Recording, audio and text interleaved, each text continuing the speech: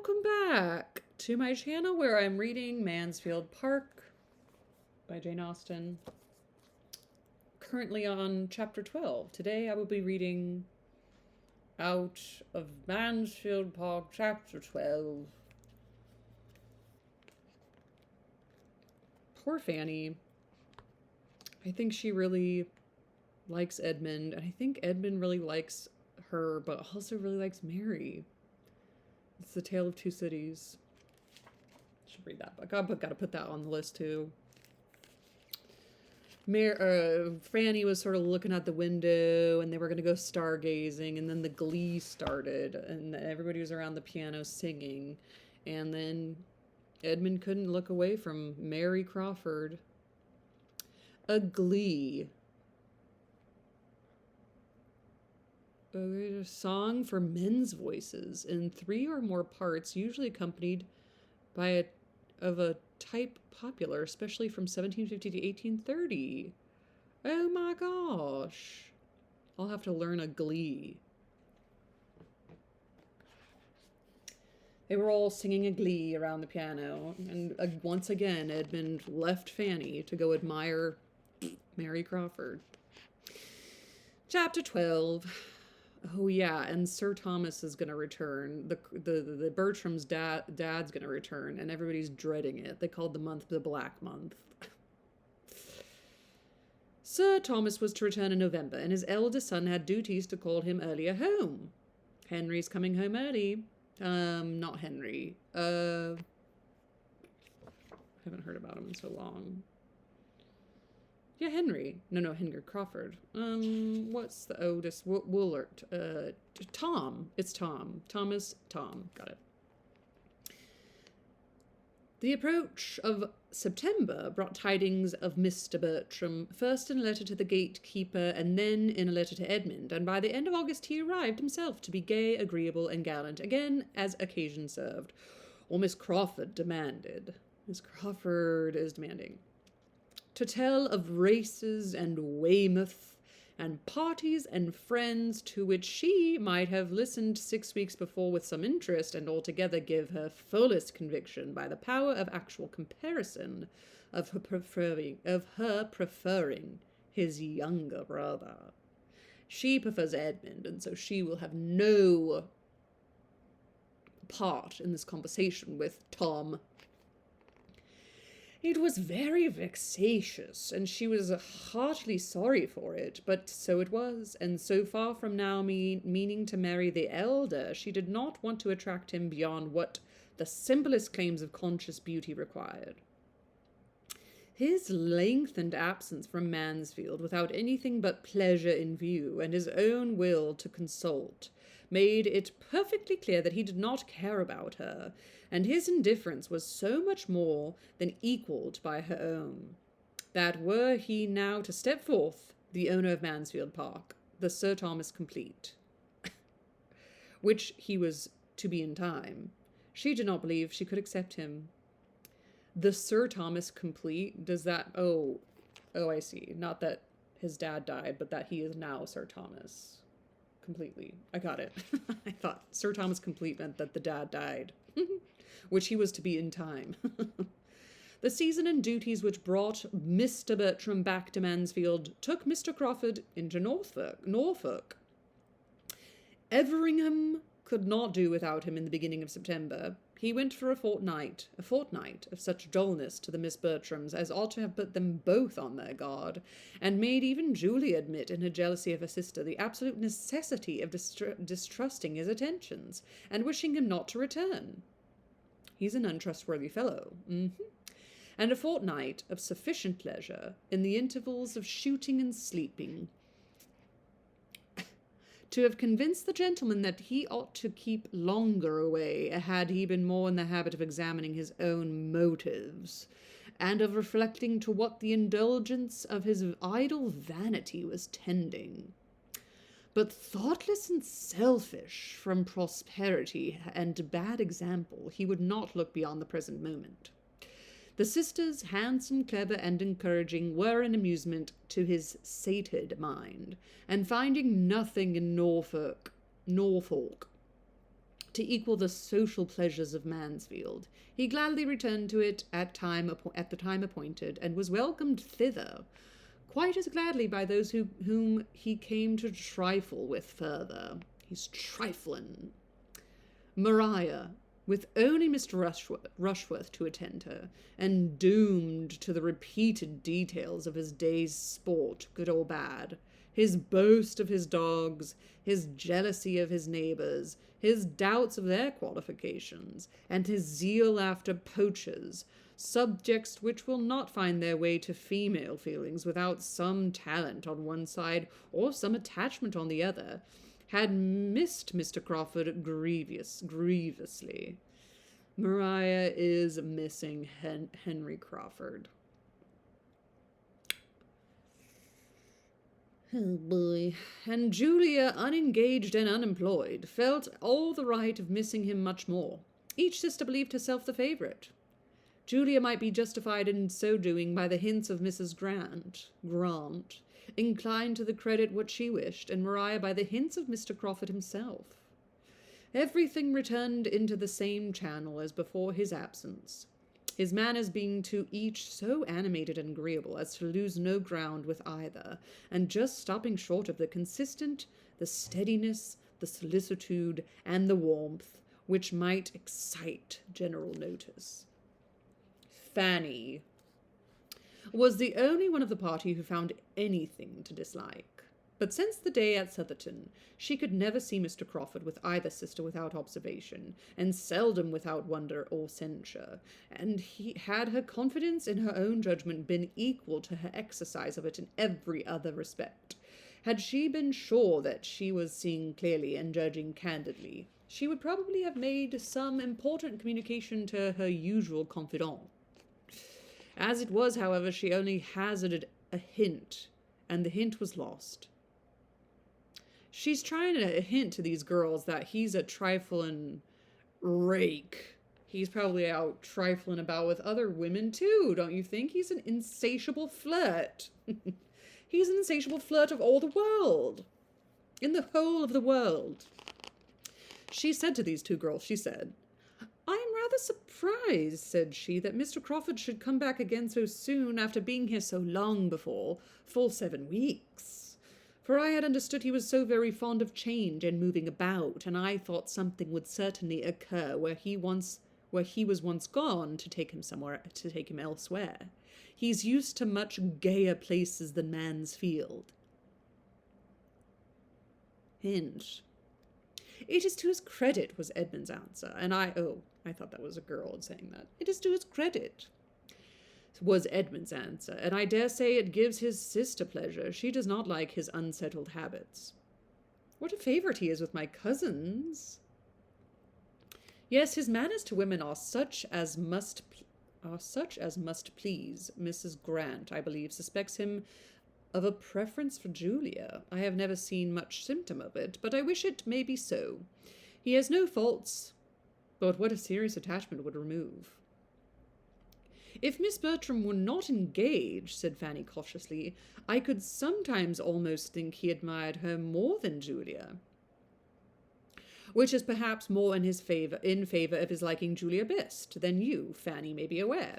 For I believe it often happens that a man, before he has quite made up his own mind, will distinguish the sister or intimate friend of the woman he is really thinking of more than the woman herself. Crawford has too much sense to stay here if he found himself in any danger from Maria, and I am not at all afraid of her for her after such a proof as she has given that her feelings are not strong." Fanny supposed she must have been mistaken and meant to think differently in future, but with all that submission to Edmund could do, and all the help of the coinciding looks and hints which she occasionally noticed in some of the others, and which seemed to say that Julia was Mr. Crawford's choice, she knew not always what to think. She was privy one evening to the hopes of her Aunt Norris on the subject, as well as to her feelings and the feelings of Mrs. Rushworth, on a point of some similarity, and could not help wondering as she listened, and glad she would have been not to be obliged to listen, for it was while all the other young people were dancing, and she sitting most unwillingly among the chaperones at the fire, longing for the re-entrance of her elder cousin, on whom all her hopes of a partner then depended. It was Fanny's first ball, though without the preparational splendour of many young ladies' first ball, being the thought only of the afternoon, built on the late acquisition of a violin player in the servants' hall, and the possibility of raising 5 couple with the help of Mrs. Grant and a new intimate friend of Mr. Bertram's just arrived on a visit. So this is her first ball, and nobody said anything about it. They haven't even been like, "It's your first ball, let's get you in a fancy new dress." Nothing. It had, however, been a very happy one to Fanny through 4 dances, and she was quite grieved to be losing even a quarter of an hour, while waiting and wishing, looking now at the dancers and now at the door. This dialogue between the 2 above-mentioned ladies was forced on her. "I think, ma'am," said Mrs. Norris, her eyes directed towards Mr. Rushworth and Maria, who were partners for the second time, "we shall see some happy faces again now." "Yes, ma'am, indeed," replied the other, with a stately simper. "There will be some satisfaction in looking on now, and I think it was rather a pity they should have been obliged to part. Young folks in their situation should be excused complying with common forms. I wonder my son did not propose it." "I dare say he did, ma'am. Mr. Rushworth is never remiss, but dear Maria has such a strict sense of propriety, so much of that true delicacy which one seldom meets with nowadays. Mrs. Rushworth, that wish of avoiding particularity. Dear ma'am, only look at her face at this moment. How different from what it was the last 2 dances." Miss Bertram did indeed look happy. Her eyes were sparkling with pleasure, and she was speaking with great animation, for Julia and her partner, Mr. Crawford, were close to her. They were all in a cluster together. How she had looked before, Fanny could not recollect, for she had been dancing with Edmund herself and had not thought about her. Mrs. Norris continued, "It is quite delightful, ma'am, to see young people so properly happy, so well suited, and so much the thing. I cannot but think of dear Sir Thomas's delight. And what do you say, ma'am, to the chance of another match? Mr. Rushworth has set a good example, and such things are very catching." "I've caught the want to propose." Mrs. Rushworth, who saw nothing but her son, was quite at a loss. "The couple above, ma'am, do you see no symptoms there?" "Oh dear, Miss Julia and Mr. Crawford. Yes, indeed, a very pretty match. What is his property?" "Wow. 4,000 a year." "Very well. Those who have not more must be satisfied with what they have. 4,000 years is a pretty estate, and he seems very genteel, steady young man, so I hope Miss Julia will be very happy." "It is not a settled thing, ma'am, yet. We only speak of it among friends. But I have very little doubt it will be. He is growing extremely particular in his attentions." This is very different from Mrs. Jennings in Sense and Sensibility, who was just spilling the beans everywhere to everyone. And people had to be like, "Please don't talk about it to anyone." And she's like, "Are you sure? I've already told about 5 people, but..." Fanny could listen no farther. Listening and wondering were all suspended for a time, for Mr. Bertram was in the room again, and though feeling it would be a great honour to be asked by him, she thought it must happen. He came towards their little circle, but instead of asking her to dance, drew a chair near her and gave her an account of the present state of a sick horse, and the opinion of the groom from whom he had just parted. Fanny found out that it was not to be, and in the modesty of her nature immediately felt that she had been unreasonable in expecting it. When he had told her of his horse, he took a newspaper from the table, and looking over it, said in a languid way, "If you want to dance, Fanny, I will stand up with you." "Okay." With more than equal civility, the offer was declined. She did not wish to dance. "I am glad of it," said he in a much brisker tone, and throwing down the newspaper again, "for I am tired to death. I only wonder how the good people can keep it up so long. They had need to be all in love to find any amusement in such folly, and so there they are, I fancy.